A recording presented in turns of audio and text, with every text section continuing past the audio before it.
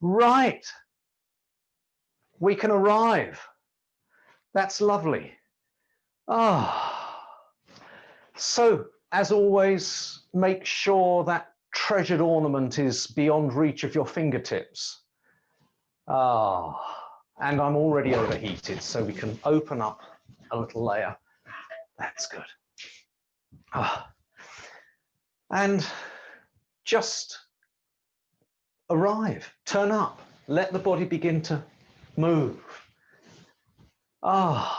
Remember, we're not using up energy at this stage. We're just letting our chi begin to move. Slightly wider than shoulder width stance. Seeing if your body is happy to let weight shift from one side to the other. And being honest about any parts of the body which are a little iffy. Maybe a hip or a knee. Perhaps you went on a walk yesterday and put your foot down a rabbit hole. Not how the body should be, but how it is right now, in this moment. That's it.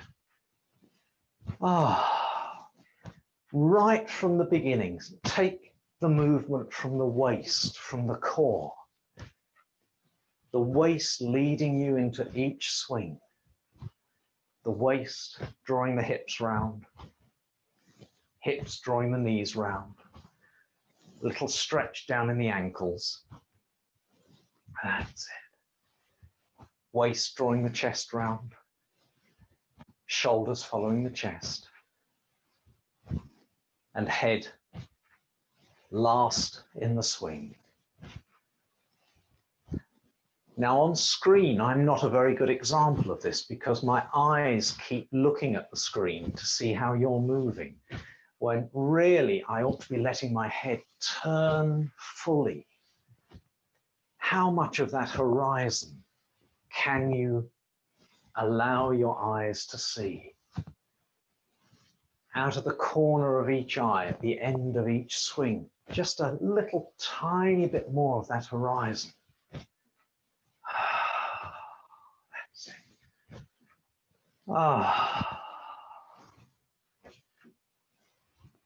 Relaxed weight of your arms just hanging off the shoulders. Imagining or feeling the weight of your fingers gently pulling on the hand. Weight of your hand loosening, opening up the wrist. Wherever your body creates a bit of space, it has that magical ability of just putting a bit of WD-40 into that joint. Hello, Sue, I can see you. I can't hear you because you're muted, but I can see you. And I'm envious because you look like you're outdoors. Even on a cold day like this. That's it.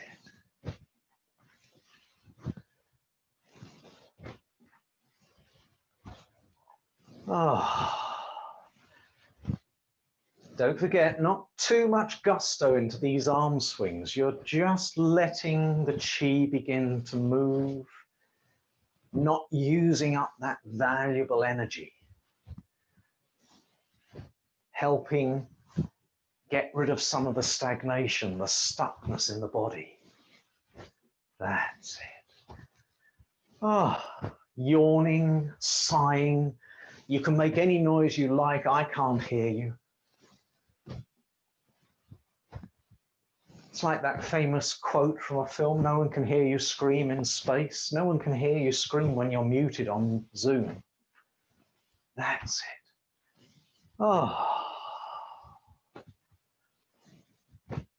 That's good.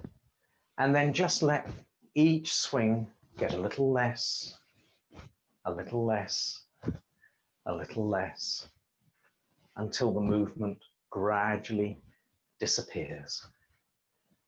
That's great. So go straight into the backwards and forwards arm swings. Feet, what's just appeared here? Oh, this is a little muffle that goes over my mic, but I don't think it does an awful lot, so hopefully it hasn't changed the way you can hear me.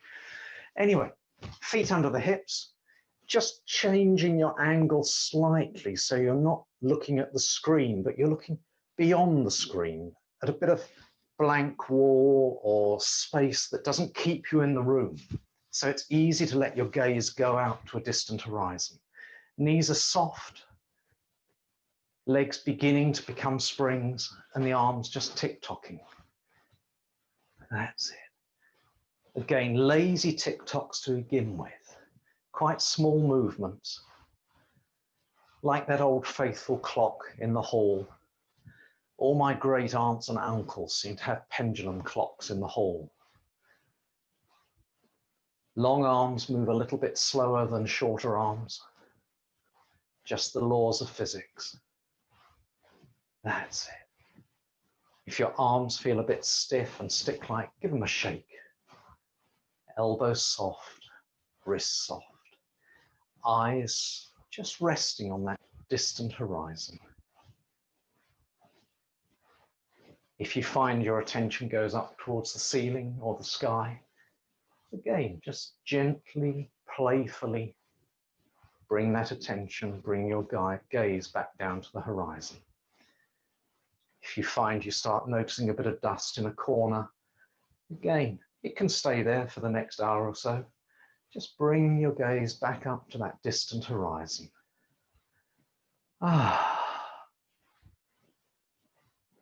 Legs not intentionally bouncing, but simply being springs.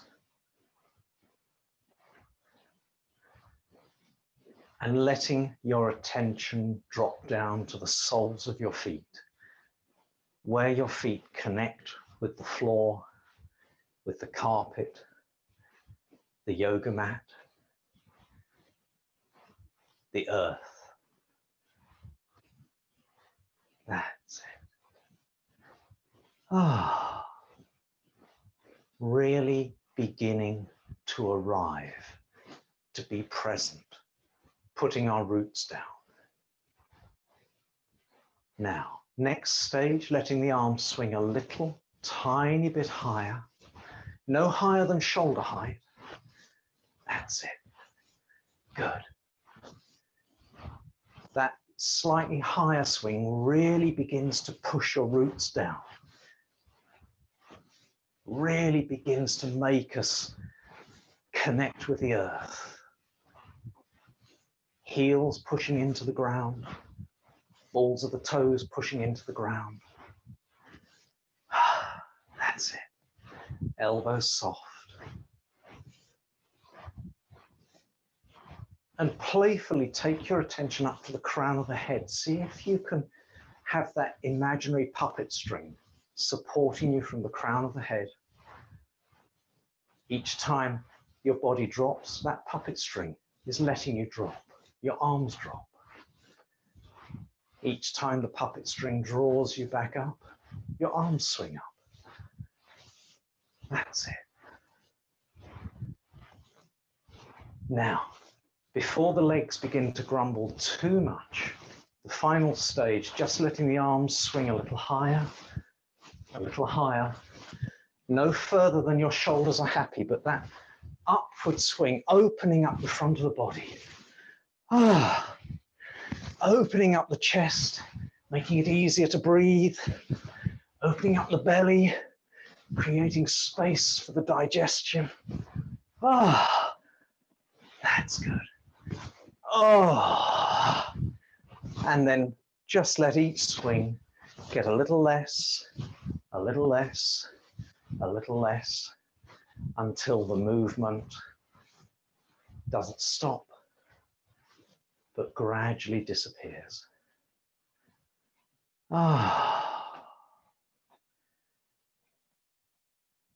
That's lovely. And we're as present as we can be. If there are things that take our attention elsewhere, cares, concerns, worries outside this space, that's fine, but just gently bring your attention back every time you notice it's elsewhere. Feet under the shoulders.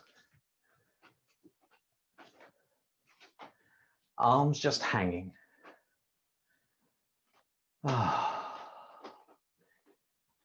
The chest will be doing a lot of the breathing. The heart will be beating a little faster. Simply take your attention down to the movement of the belly as you breathe. Feeling the breath in, filling the belly up, making the waistband of your trousers a little bit tighter. Breathing out, the belly contracts. Soft breathing. If the chest wants to move, let it, but your attention is down at that lower level, allowing the belly to fill up each time you breathe in, allowing the belly to empty each time you breathe out. Right from the word go, breathing in, recharging, refueling, drawing in oxygen, chi, energy, however you like to imagine it. Breathing out, waste, breathing out anything your body no longer needs. That's good. Arms just hanging off the tips of the shoulders. 5, 6, 7 pounds of arm just hanging. Knees soft side of locked. That's good. Feeling how you touch the earth. If you can feel your feet physically, really letting the weight drop down through the soles of your feet. Let your weight drop back slightly. It's almost like you're leaning backwards so your heels sink into the ground. Notice how the muscles just tighten up a little bit to keep your balance. And then let the weight move forwards onto the balls of the feet. Again, just letting the body really feel the balls of the feet being pushed against the earth. Again, the muscles in the body tighten up slightly. So come back to that lovely middle space where the body is as soft as possible. Heels sinking into the ground. Balls of the toes sinking into the ground. Knees soft side of locked. Pushing your knees ever so slightly outwards. It's not a really tight movement, but just enough to feel that outer edge of your feet, that hard skin from the little toe down to the heel. And all that attention on our connection with the earth always brings us down. It makes us heavier. So keeping that connection with the soles of the feet, now back up to the crown of the head, that puppet string that draws you up, that golden thread, lengthening the body, taking the weight of your head off your shoulders. Most people are spending more time in front of screens these days, and it tends to make the back of the neck quite tight. So just that checking that you're extended, light, but not looking down your nose at the world. And then back to the breath. Soft breathing. Remembering the rules of Qigong that if anything tightens up, if any part of the body feels tense, wriggle, fidget. It's not a sign of weakness. It's a sign of the body wanting to untangle itself. That's it. So, little variation before we go into the usual movements. Just placing the palms of your hands on the belly. Not one on top of the other, but slightly to one side. That's it. Lovely. And just feeling the belly filling and emptying physically.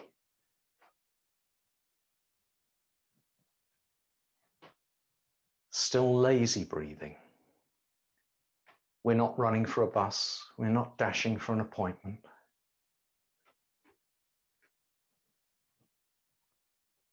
That's good.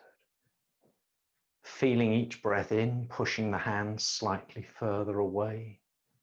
Each breath out, the belly emptying, your hands moving a little closer. It's not much movement, but we can feel it. Now, just draw your hands a bit further away from your body. So they're around 6 to 9 inches away from your body. And imagine you can feel the belly filling. Each time you breathe in, your belly fills and your hands still get pushed out. Each time you breathe out, the belly empties and your hands are allowed to drop back. The breath in the belly, moving your hands. That's great. Sometimes the hands don't want to move, but you can feel the belly filling all the same. You can feel the belly emptying. That's great. Just let the hands be pushed out with each breath in and drop back with each breath out. Still that image of breathing in and out through the nose and the belly. Breathing in, recharging, refueling. Breathing out, letting go, releasing. If the shoulders get a little tight, wriggle, fidget. If the low back locks, wriggle the hips. If a calf muscle begins to tighten up and contract, shift your weight and shake your foot out. Qigong is about allowing our qi to flow more freely. So we don't want to allow tension to build up. When it does, we do whatever we can to release it. That's it.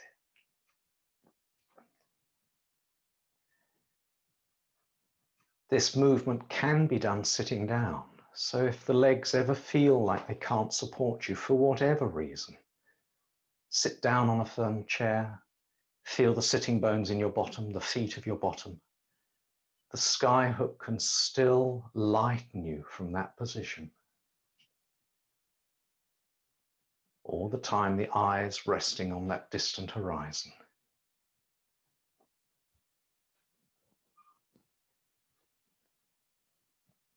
Now, just slide your hands round so they face each other and create that ball of qi between the palms of your hands. However your mind wants to imagine it, a balloon, a fairy liquid bubble. Where can you feel it most clearly today, this moment, in this space? Is it easier to imagine tight and compact? Is it easier to imagine expanded? Let your mind's eye give it a color. Anything your mind can do to make that ball as real as possible. Imagine the contours of it, your fingers and thumbs and palms gently curled around the surface. Fill it with helium. Give that ball between your hands a buoyancy, the ability to hold your arms up.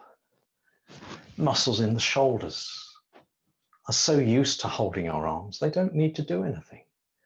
That ball between the palms of your hands is supporting your arms.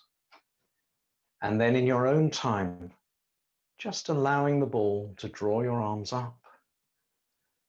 Wherever the shoulders resist, pausing, wriggling. If the resistance dissolves, go higher.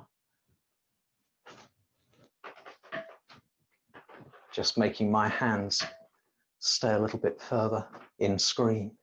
And wherever your highest point is, just pause.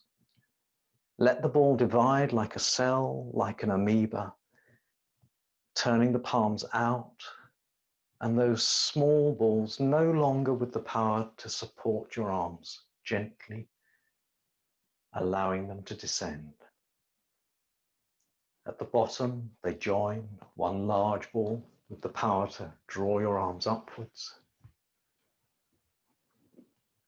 Wherever your shoulders say that's high enough, that's where you pause, allow the balls to divide, and they gently support you down.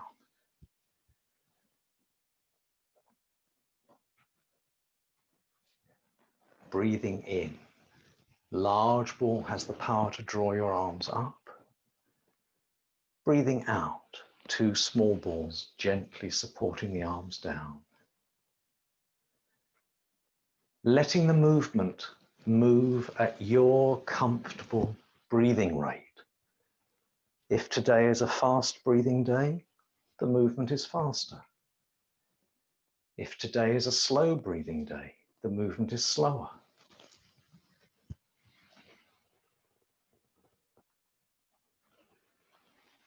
That's great.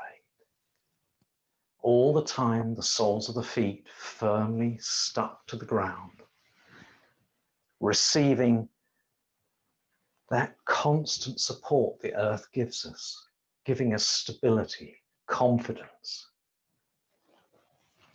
All the time, the sky hook, that puppet string at the crown of the head, keeping the body light, open, extended.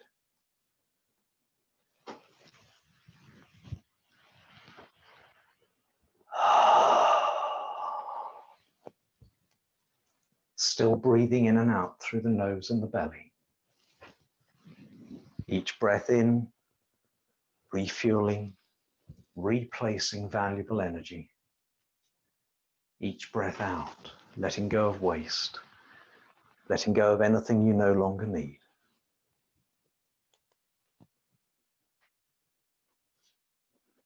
At the end of each in-breath, there's a moment of stillness before you breathe out.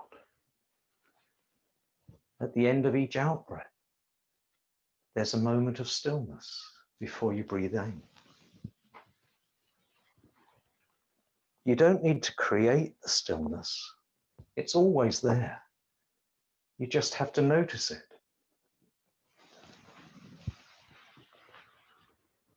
That's it.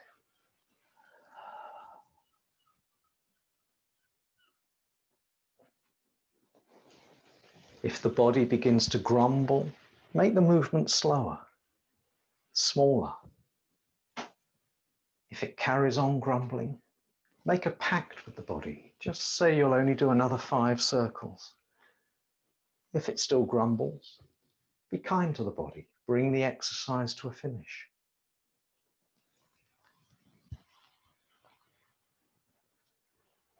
We'll only do 3 more anyway.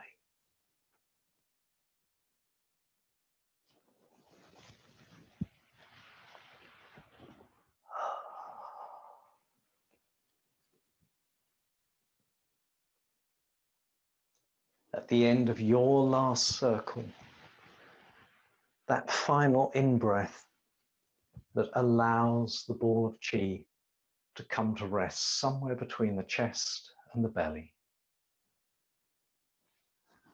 As always, when we finish the movement, take your attention to the crown of the head. Make sure that puppet string hasn't suddenly disappeared, allowing you to slump. Check your shoulders haven't decided to creep up towards your ears. Still breathing in and out through the nose and the belly. And then slide your hands on top of that ball of chi. No need to push. Gravity, the weight of your arms takes it down to the earth. And just let the arms hang.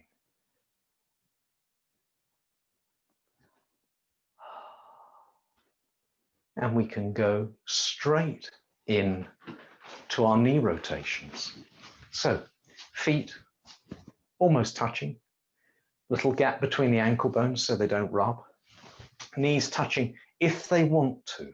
Never forcing them to touch, but if they're happy to touch, they like that mutual support. Hands resting on thighs, sky hook lowering you down. So you're still hanging. Head hanging from that puppet string, spine hanging from the head. So tempting to lean forwards a bit, but much, much more powerful if you're just hanging, even if you can't drop down quite so low. And then slow, smooth circles. The knees just making tiny circles to begin with.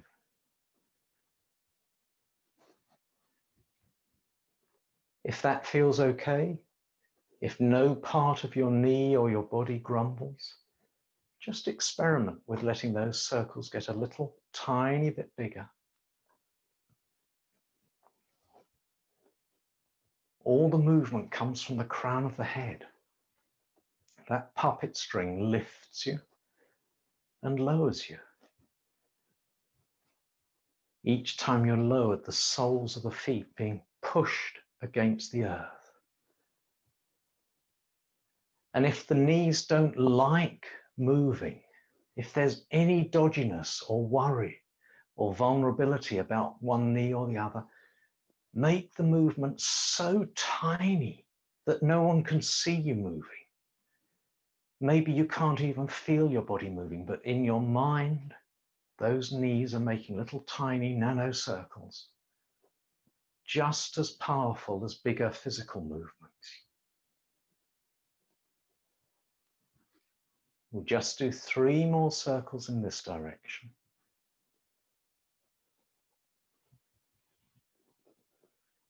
And then change direction. Again, start with small circles. See how the body feels with tiny little circles. If it feels safe, gradually explore making them a little bigger. If it doesn't feel safe, make them even smaller, keeping the soles of the feet firmly stuck to the ground. You don't want to weaken or break your roots.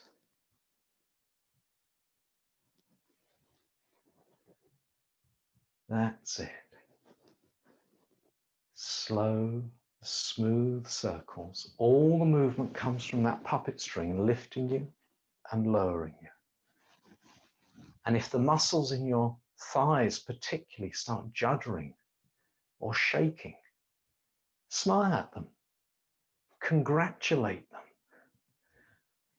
reward them with a pat on the thighs, saying, there, you've untangled yourselves, getting rid of all that stuckness and blockage. Just 3 more circles.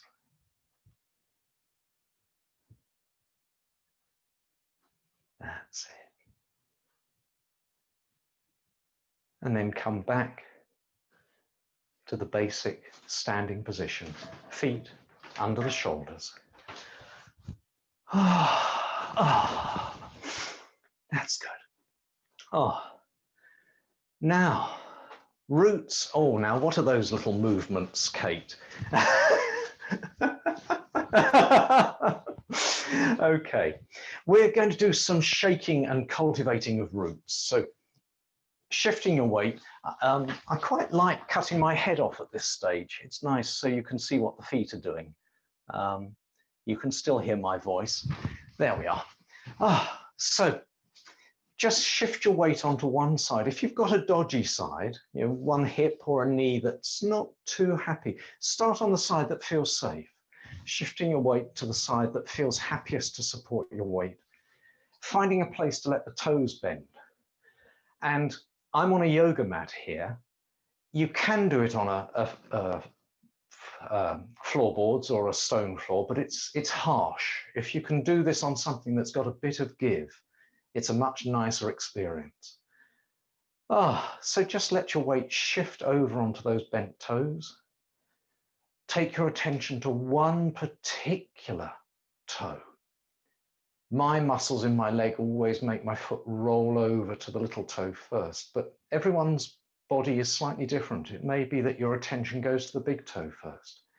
And just pause and imagine all that lovely energy we've been drawing in that sits in the belly, in the reservoir, in the storehouse, connecting through blood vessels, nerves, meridian pathways, down to one root, one toe. And then just roll your foot gently from one toe to another toe. If you can feel it physically, that's great, but some toes are really hard to feel. So you have to imagine. Imagine your weight dropping down onto the third toe. Imagine that warm winter vegetable, butternut squash, pumpkin soup, whatever is warming, nourishing that conjures up in your mind. And that warming, nourishing energy getting down to your roots. Just going to each toe.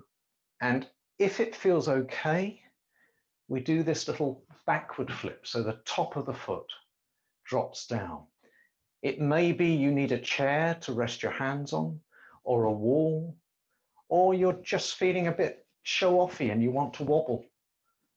That's fine. Just rolling your foot gently, not pushing, onto the top of each toe and just pausing long enough to imagine that warming, nourishing chi in the belly reaching your roots. Heel on the ground. Lasso your big toe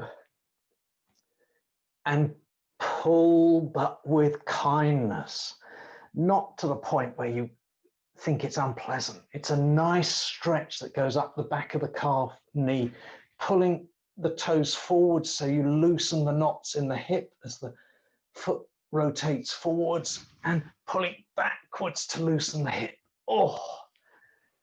And then we do the same thing on the other side. If the other leg doesn't like supporting, don't put too much weight on it. Again, use a chair to give it a bit more confidence if it's a bit dodgy. And where I put my foot is where I put my foot because I've got bendy toes. If you've got stiff toes, old broken bones or stuff, then find a place further forwards where they don't bend so much. It should be a stretch that makes you go, not a, that's it. Just rolling the foot from the base of one root, one toe to the next. Just pausing long enough to let that warming, nourishing chi connect. And then flipping, there we are. Again, soft surface under your toes. This is really a very unpleasant stretch if you're on hard floorboards. There we are. Oh, lovely wobbling, Judith. I like that. That's great. And then heel on the ground, lassoing that big toe. And pulling, stretching. And you're all muted, so I can't hear if you're having a good groan, but I hope you are. Walter Gabriel groans. That shows me age. And then shaking out ankles. And respect for each part of the body. My left ankle loves a really vigorous shake. My right ankle has had numerous sprains. It doesn't like to be shaken quite so much. A little flick from the knee, getting out of a shower, getting as much water off your feet as possible before you soak the bath mat. That's it. And that kick from the hip, rubbish in the hip, leg like a tube, dislodge the rubbish from the hip and out through the heel. And if you make a goose honk, Kate, I really wish I could unmute you temporarily and hear it. That's it. That's it. Great. And now wrists. Let's reveal my head again. There we are. Shaking wrists. Let the shake come from the crown of the head. You're like a puppet. The crown of the head is the origin of those shakes. Upside down shakes, side to side shakes. What have you been gripping onto this week? Just loosening your grip, leaning forwards, wiggling Letting the shake go up through the shoulders, wiggle the arms, loosening, and wobbling the head so you loosen the jowls.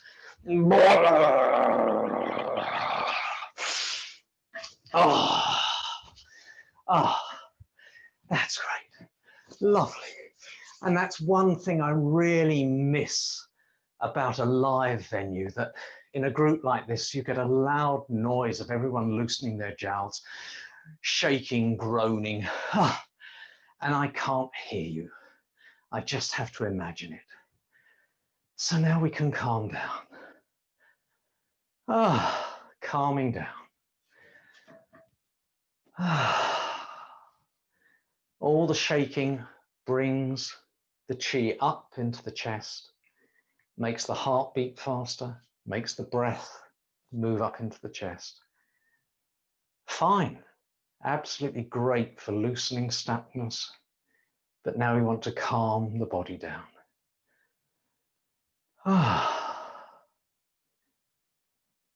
We're going to draw a bow in a minute. And to draw a bow, you need to be stable. You need to have good roots. I've always been very impressed. I can't remember which Olympic sports event it is, but you have to run an awful long distance and then you have to recover quickly to fire a gun at a target.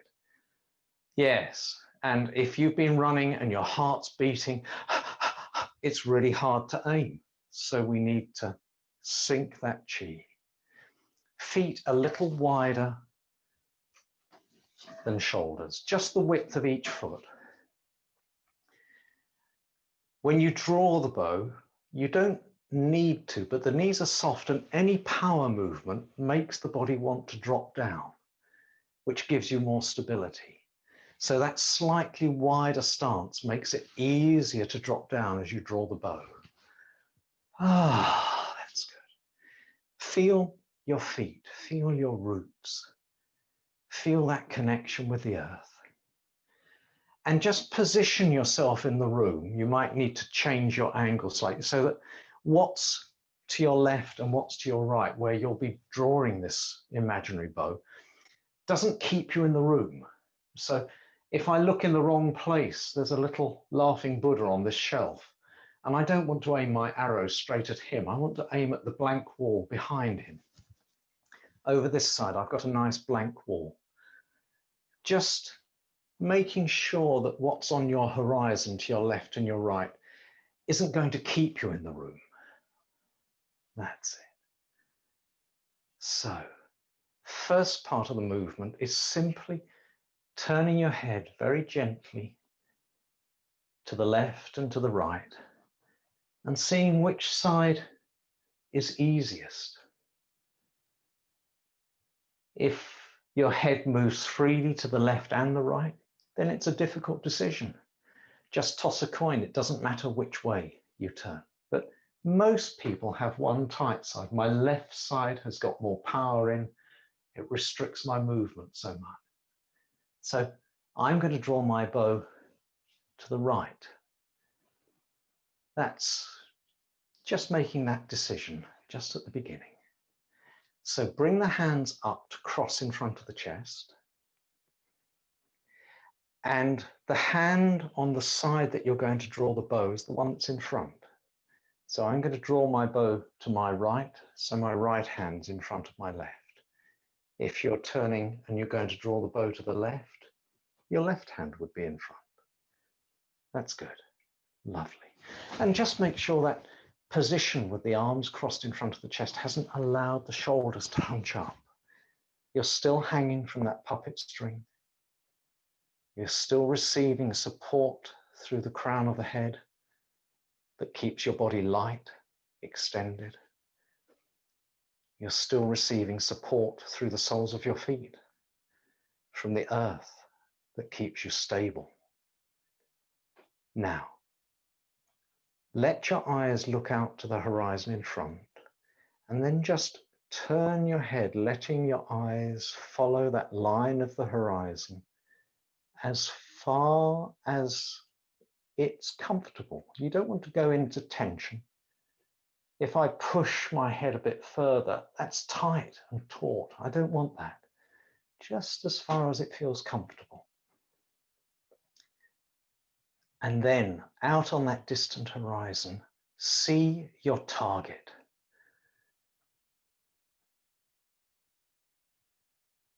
Your target is the very non-green, non-environmentally friendly eagle flying on that horizon. But we won't actually fire the arrow. So see the eagle with your mind's eye. See it clearly. See the feathers being ruffled by the air flowing past it as it flies along the horizon. See the shine of its beak in the sunshine, the glint of its eye. Your mind's eye has perfect vision. You can see every detail of that distant target, distant eagle. Now, the hand in front is going to become your bow hand. So you raise that hand up and see the eagle in the gap between the index finger and the thumb.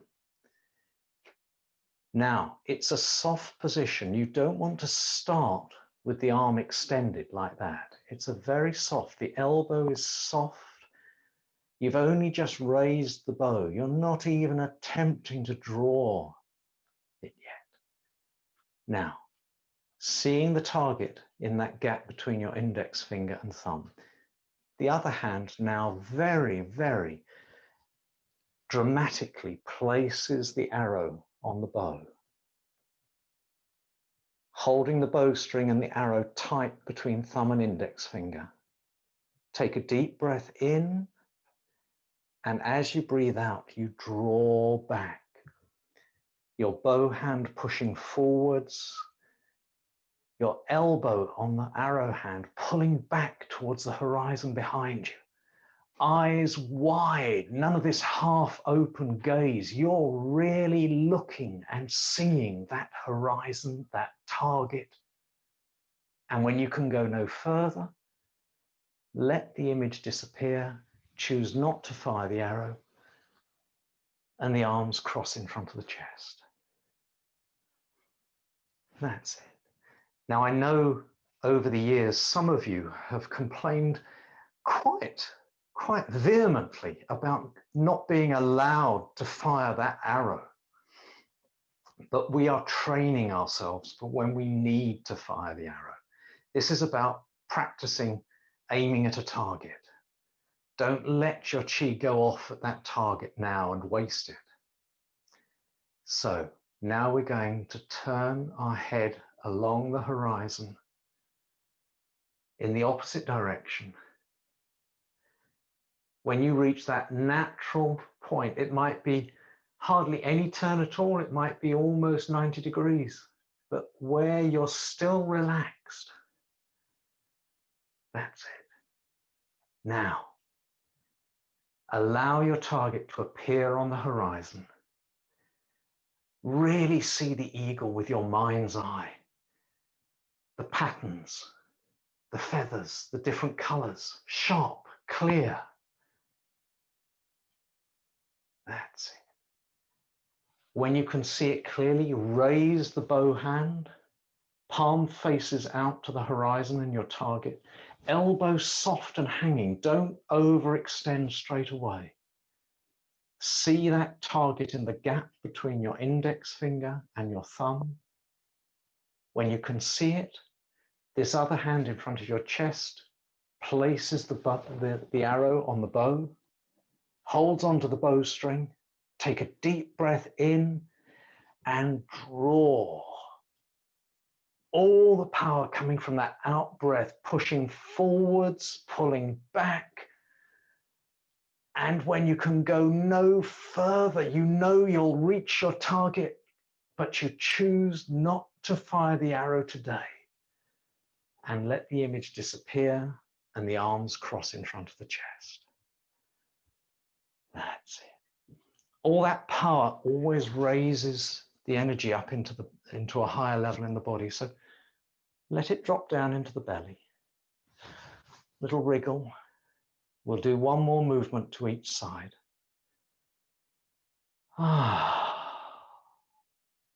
Soft breathing in the belly. If you've used up energy, each breath in, recharging. Each breath out, releasing. Turning your head along the horizon. When you meet that natural resistance, see your target. Let the mind's eye see that target clearly. Every detail on that eagle. Raise your hand. See the target in the gap between the thumb and the index finger. Place the arrow on the bow. Hold on tight with your thumb and index finger and breathe in and the out breath as you draw the bow. If you want, you can make a lovely noise as you breathe out. As much power as you can to reach that distant target. And choose not to fire the arrow and let the arms cross in front of the chest. That's great. One more movement. If you choose not to fire not to visualize an eagle, some people over the years have just had a bullseye, but it just hasn't got that ability to really bring it to life. You know, use something that really makes your mind's eye make it real. So turn your head. When you meet that natural resistance, let the mind's eye see that distant target. When it's clear, raise your bow. As always, don't extend the arm straight away. It's a lazy position to begin with. Make sure you can see the target in that gap between the angle of your thumb and forefinger. Place the arrow on the bow. Squeeze hard so you really have a good grip on it.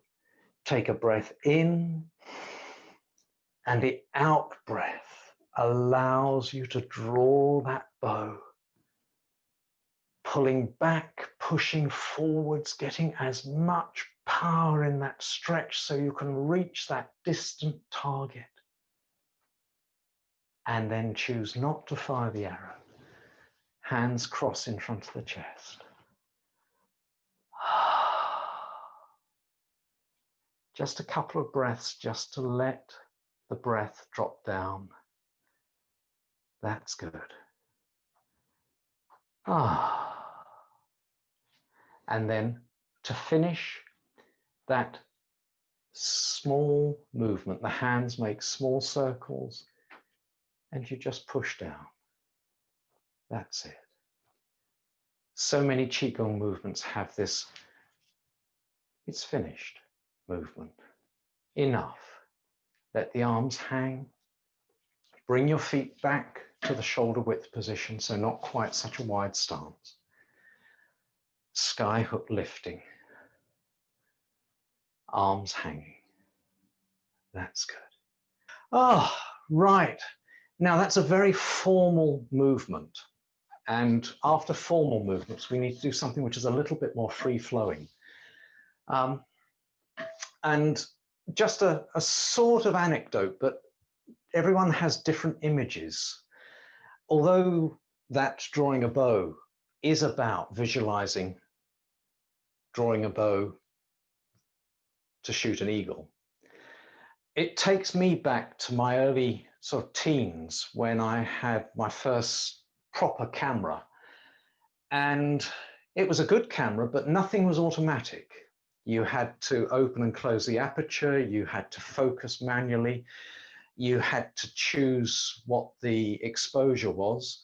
It didn't have an exposure meter, so I had to do guessology. And so often I would see something in the distance that I wanted to take a photograph of, and I'd get the exposure right, I'd frame it, I'd focus it, I'd get the aperture right. By the time I'd done all those things, 9 times out of 10, especially when you were using old film and only 36 pictures, I think it's not really worth taking a photograph of. And so I choose not to fire my arrow at that photograph. So if that's something which maybe is part of your imagery, then use it. Anyway, something a bit more free-flowing. I promised you all last Friday that we would do gathering chi from all directions, and I never did. I ran out of time. So I'd like to do gathering chi from all directions. If it's new to you, the imagery is far more important than the movement, but we'll see if we can get the movement refined as well. Basically, you're reaching out. Your palm stays upright as often as possible, and you're reaching out, inviting your chi to come home. So there may be someone else in the world or whatever that you care about, a situation you care about and worry about, you're bringing it home.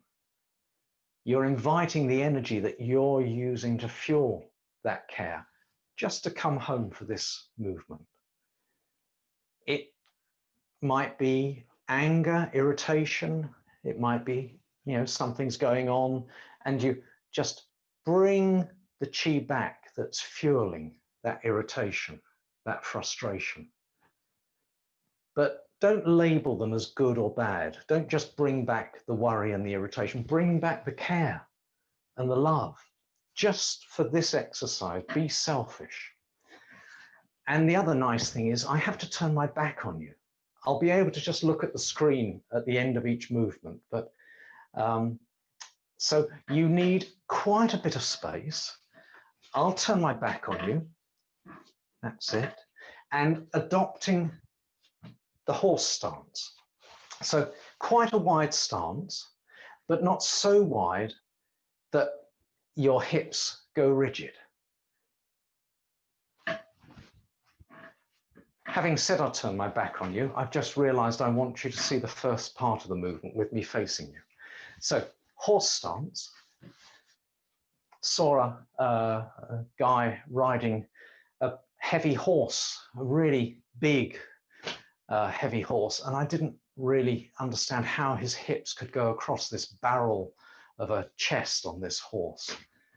There we are. So, as wide a stance as you feel comfortable with, knees soft. If you've adopted too wide a stance and you can't bounce, bring the feet a little closer together. That's it. The arms make a gathering movement, and the palms come to rest on the belly. That's it. One hand on top of the other. It doesn't matter which hand is on top when you're on your own. Just let your intuition choose. But we're going to do this all the same way. So make sure your left hand's on top of your right.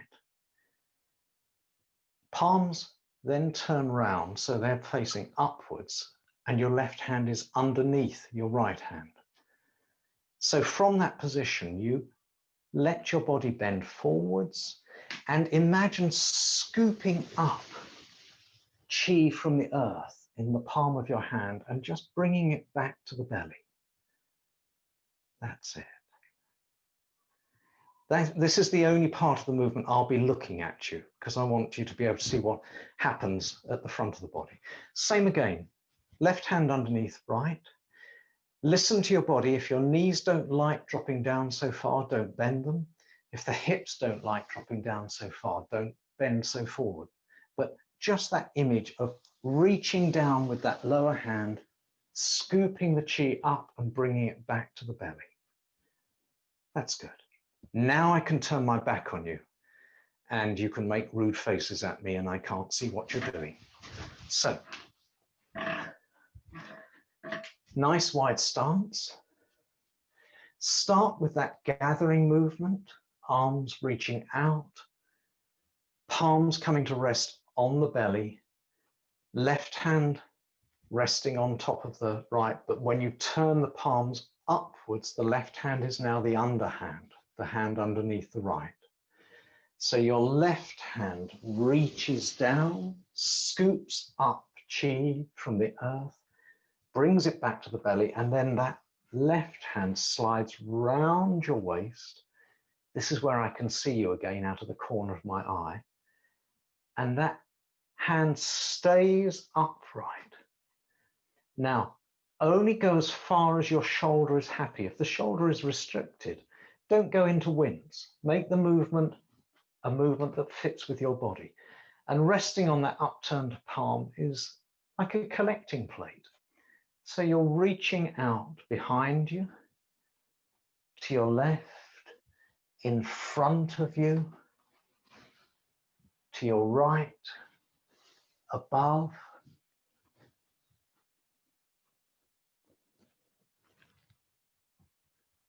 And that collecting plate eventually just touches the crook of your right elbow.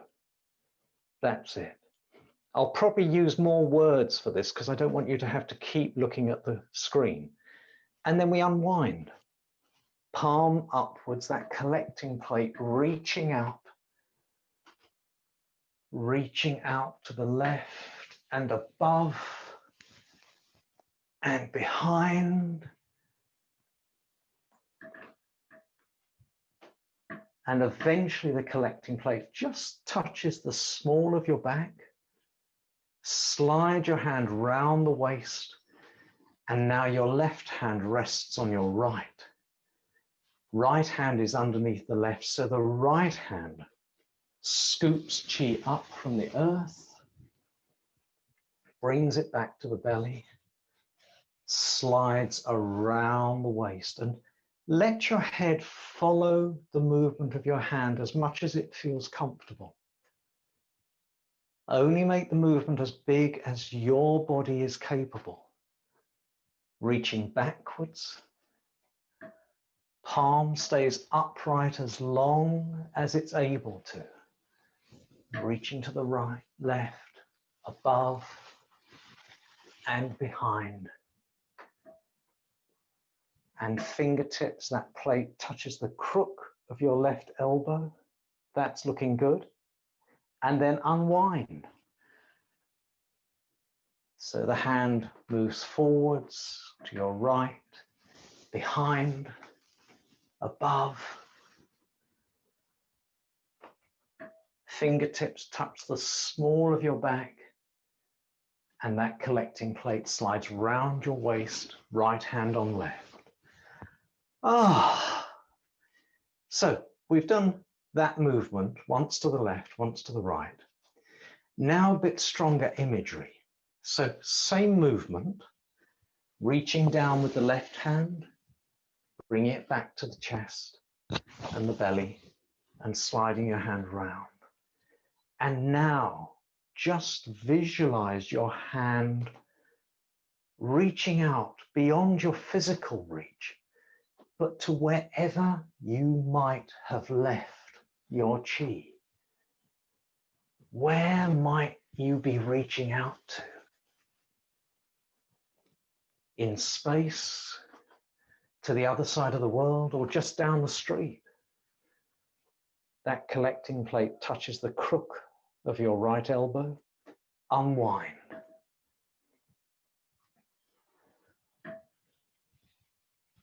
And back.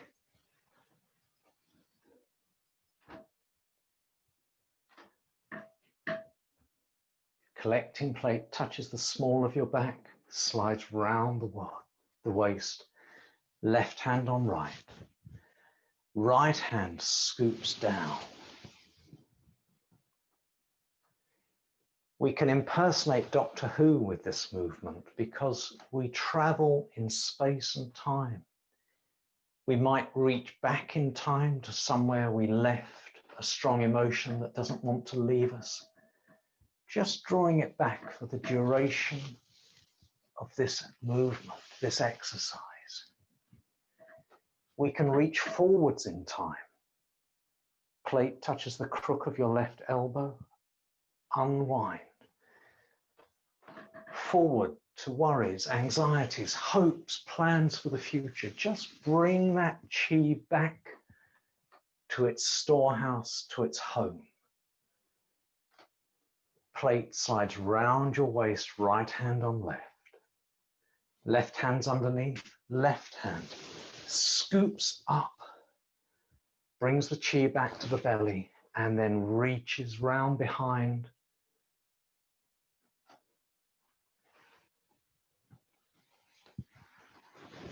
And above.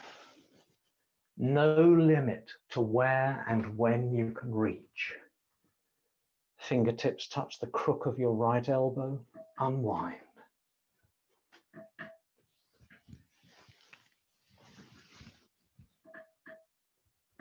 Fingertips touch the small of the waist. Slide round, left hand on right. Right hand scoops up and round. Again, that collecting plate. Not demanding the chi come back, but inviting it. If it doesn't want to come back, don't get into a fight with it, but just say, you can come home if you want to. Plate touches the crook of your left elbow. Unwind.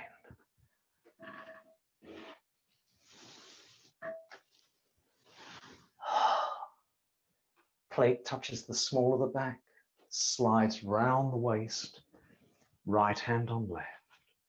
Now, we're just going to do this movement one more time on each side, but no longer traveling in space and time.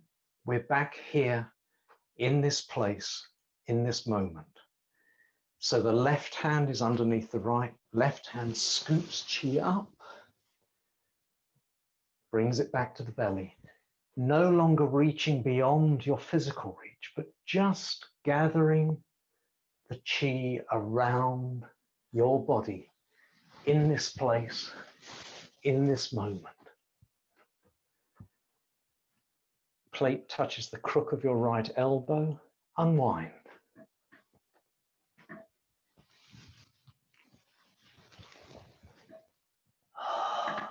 Plate touches the small of the back, slide round the waist, left hand resting on right, right hand scoops down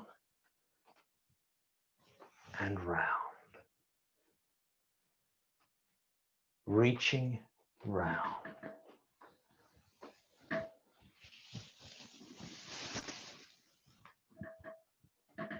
Plate touches the crook of your left elbow. That's good. Unwind.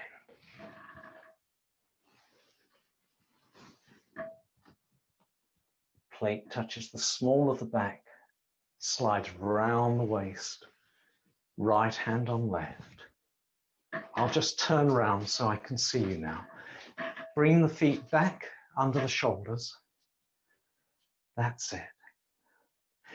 And to close, any Qigong movement where you've been gathering up Qi, collecting Qi, nearly always, I won't say always because I'm sure there's an exception, there are so many different varieties, but nearly always ends with this image of gathering and visualizing closing the doors, closing the cupboard doors to the storehouse.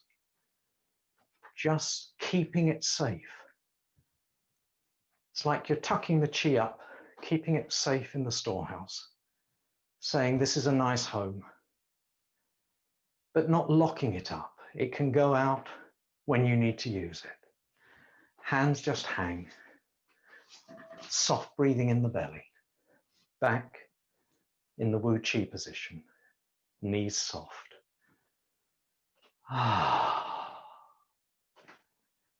That's good. Feeling the earth, giving support, feeling the sky, keeping you light. And a little wriggle. Not too vigorous, but a little wriggle and a fidget. And I've just realized that I went well beyond the 11. I don't think anyone in the group today has was intended to go after the hour. So if you've hung on and you're desperate to say bye-bye, I'll sort of say farewell, but I think you're all staying for the 90 minutes. Ah, right. Now, let's come back to something which is a little bit more structured. Feet back under the shoulders. Last Friday, we did 2 movements which are both called looking backwards like a cow gazing at the moon. The first form, which was one of the first sequences I ever learned, looks nothing like a cow. So we'll start with that. But earlier this week, the moon was looking so beautifully big and bright and clouds scudding in front of it. I really wanted to say moo to it and imagine I was looking backwards at it. So I had to go out at 11 o'clock at night and look backwards at the cow, like a cow gazing at the moon. So we'll do the 2 movements. Feet just the width of each foot wider than shoulder width. And just see how your body is shifting its weight from one side to the other. Again, like when we were drawing a bow, you know, one side is usually a bit happier, a little bit vulnerable, maybe one's more confident. Just see which side feels the more confident. So, bring your hands up in front of the chest and create that ball of qi. And it may be that where your mind creates it now is different to where it created at the beginning of this session. It may be that it's a little bit more compact or a little bit more expansive. Again, there's no right, wrong. It's wherever your body makes that qi most tangible. If the skeptical mind says there's nothing there, that's fine. Just use the mind to make it as real as it can at this moment. Elbows are soft. That ball of qi has the ability to support your hands. And from the crown of your head, let the puppet string, let that golden thread draw your weight onto whichever side felt most confident. So one side is weight bearing, the other side just touching the earth lightly. If you take your foot off the other side, maybe you wobble a bit, but it's just keeping that sense of stability. And the puppet string, although the side you've shifted your weight to is weight bearing, the puppet string is keeping you light. You're not collapsing onto that side. That's it. Now, let the spine soften and just see where your body rotates to. You're not consciously turning, you're not using power to turn, but it's just letting the spine and the body soften. You might turn 10 degrees, 45 degrees. That's it. Now, slide your hands round behind that ball of qi and imagine it fixed in space, like a big stone ball on a fancy house gatepost, and lean against it. You can't push it. It won't move, but it will support you. It's as if you're leaning against a brick wall. And then the hands slide round either side of the ball of qi. The ball of qi draws your body back round to face forwards, and the sky hook brings you back to that middle space. Both feet now sharing that connection with the earth. And then let the sky hook draw you to the other side. Never further than that side feels able to support. And let the spine soften, that string of chunky bones hanging down from the head. Not rigid, just where does your body happily rotate to? Slide the hands round behind that ball. Fixed, rigid. The ball cannot be pushed away. It supports you. And then the hands slide round either side of the ball. Check the elbows have dropped. The ball draws you back to the midline. That combination, the sky hook at the crown of the head draws you to the center. The ball draws you round so the spine is no longer twisted. And then your weight goes back to the other side. Just as far as it feels comfortable. The non-weight bearing side just touching the earth lightly. The spine softens. Slide your hands round that ball. That's it. Let the ball support you as if you're leaning against a brick wall. Palms connect. And then the sky hook and the ball combined bring you back to the center. Just check the shoulders are allowing the elbows to hang. One more to each side. Oh no, not one more to each side, just one more. Sliding, hands slide round, feel that support. Really imagine you could lean against that ball and it would support you. Clasp it and then come back to the center. Now we'll do one more to each side. So your body is drawn over, spine rotates. Again, not to a point of tension, just hanging. Let your hands roll round behind that ball. And you can't move it. You can't push it away. You're leaning against it. It is supporting you. Hands either side, and the ball and the sky hook bring you back to the center. Last movement, sky hook draws you over only as far as you're comfortable. Spine releases, allowing you to turn. Hands slide round behind that ball of chi and feel it supporting, really supporting. And then your hands reconnect, elbows drop, and the ball of chi draws you back to the center. Sky hook keeping you light so you're not collapsing. Let your breath drop down into the belly. And then hands slide on top. No need to push. Gravity takes the chi down to the earth. Back to the WuQi position, feet back under the shoulders. Ah, that's good. And just 3 soft breaths. Back, recharging, replacing energy that you've used up. Letting go of waste you may have created. Allowing the chest to move, but taking your attention down to the nose and the belly. Filling the belly up with each breath in, letting the belly empty with each breath out. That's good. A little wriggle. Again, it's an agitation, just loosening up any stuckness.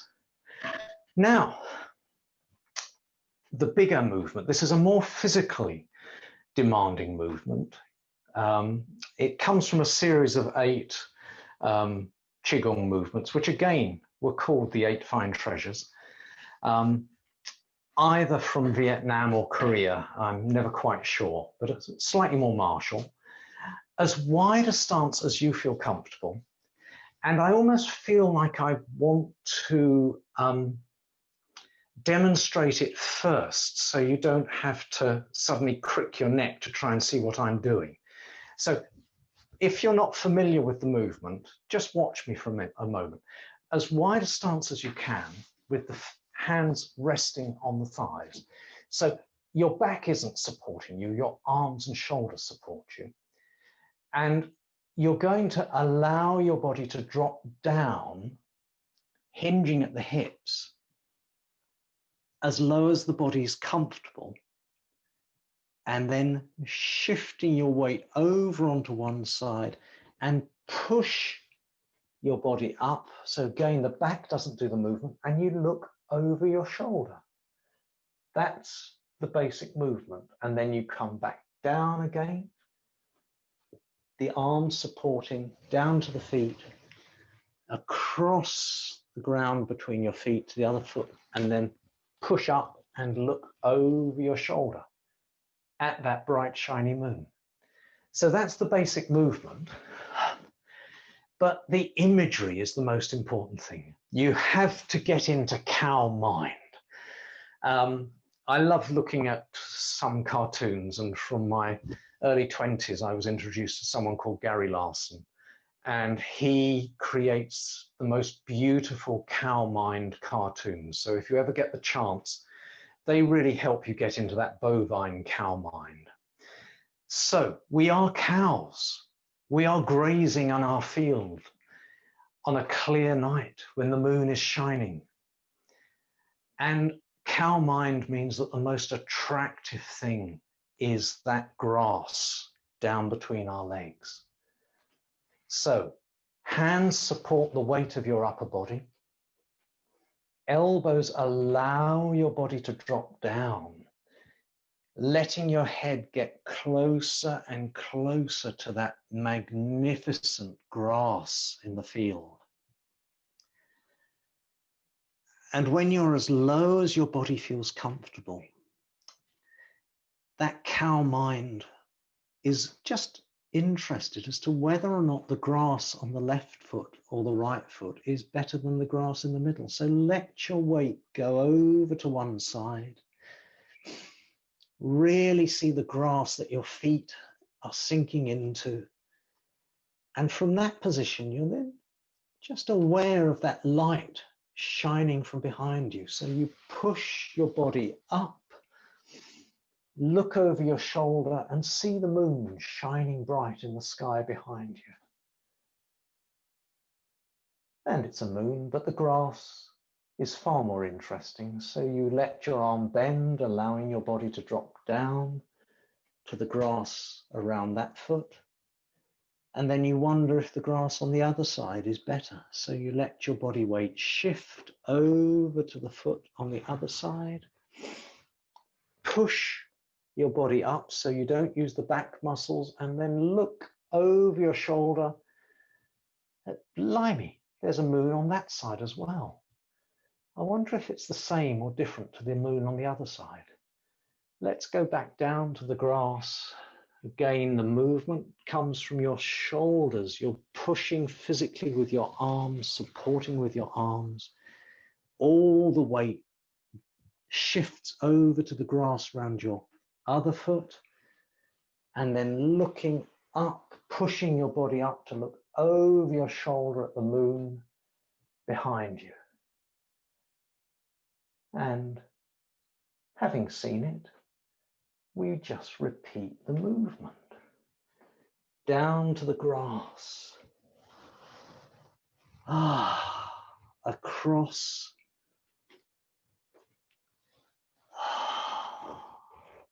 pushing up with your arm, lifting, looking over your shoulder at the moon behind you, and then back down to the grass. All the weight being supported by your arms. From the grass round that foot, you go across to the other foot. You wonder if the moon is still there, so you push your body up and look over your shoulder. And then come back down. Dropping down. We'll just do one more movement to each side, shifting your weight over, pushing up, look over your shoulder, see the moon. If you want to moo, I can't hear you. And down. All your attention on the grass around your feet, across to the other side, and push up, looking at the shoulder, over your shoulder at the moon. And then to finish, we just come back down to the grass. And this time, just focus on the grass directly between your feet. Push your body up so the knees and the back don't have to do the work. And back to the shoulder width stance. Oh, that's great. Oh, back to WuQi, feet under the shoulders, knees soft, arms just hanging.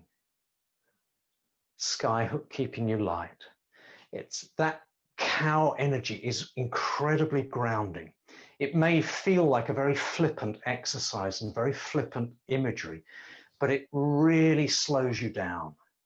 When life is dragging you this way and that way and pushing you faster than you want to move, making you make mistakes because you're rushing around too fast, the cow energy really focuses on the earth. But we don't want to be weighed down, so back to that puppet string that lightens us. And a little bit of jiggling. Backs of the hands resting on the ledge at the bottom of the spine. Feet under the shoulders. And let the puppet string, someone at the end, way up in the sky, starts jiggling you. They're just shaking you very gently. I prefer the word jiggle because shake is almost vicious agitation. And we're not trying to let things break free. We're just encouraging them. Just jiggling.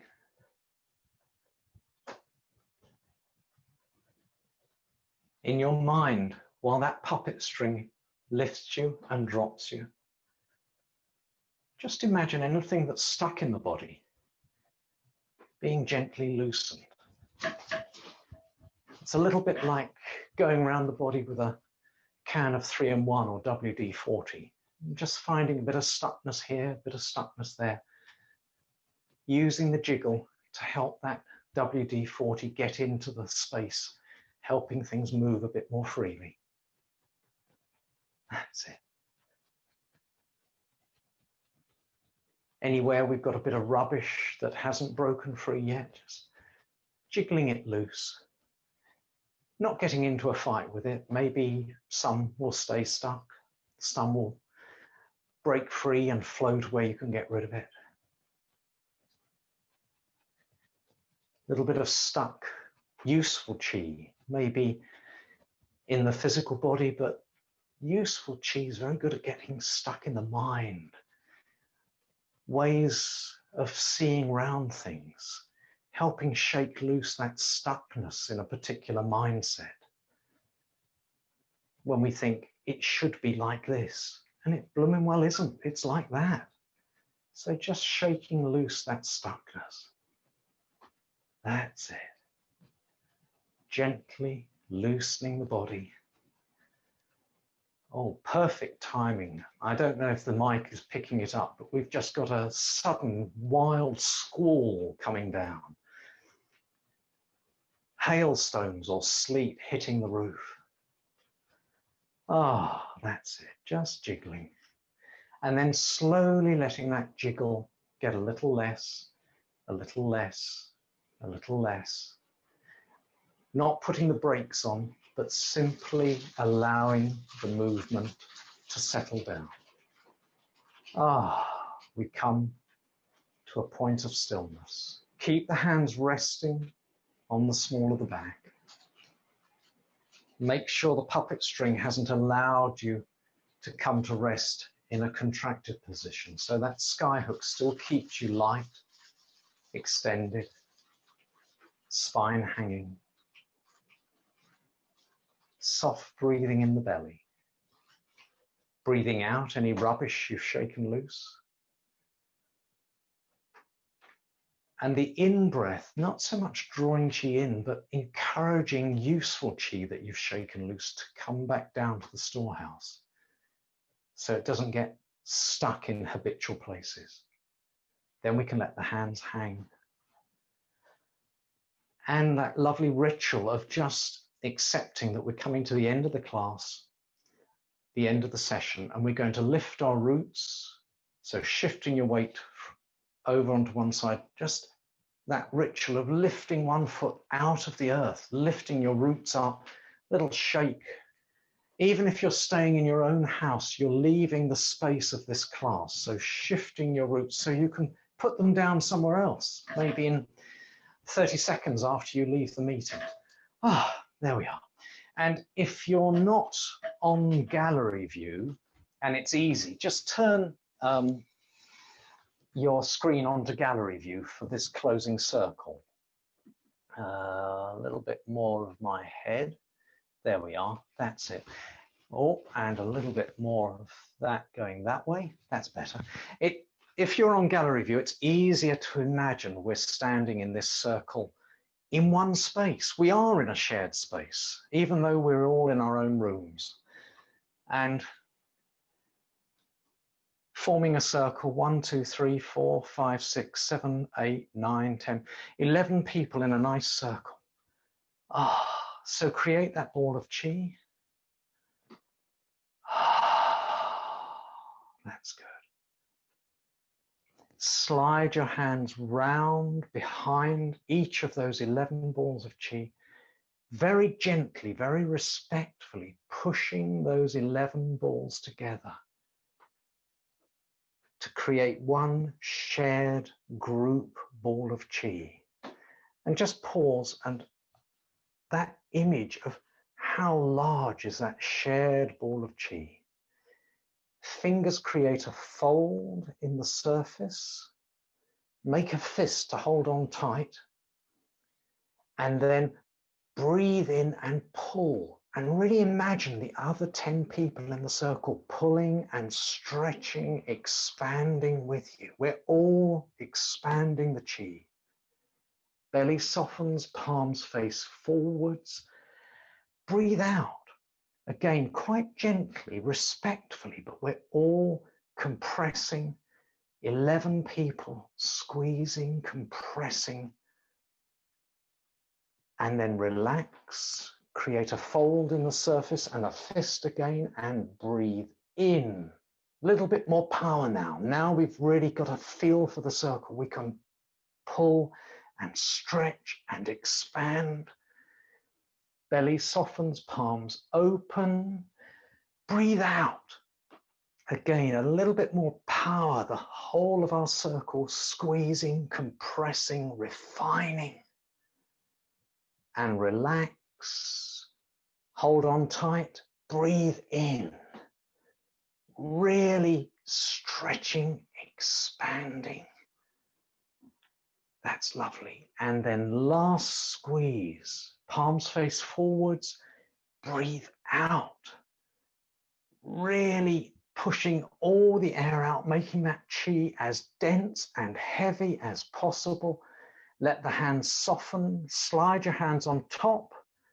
And the weight of 22 hands and arms takes that chi down to the earth.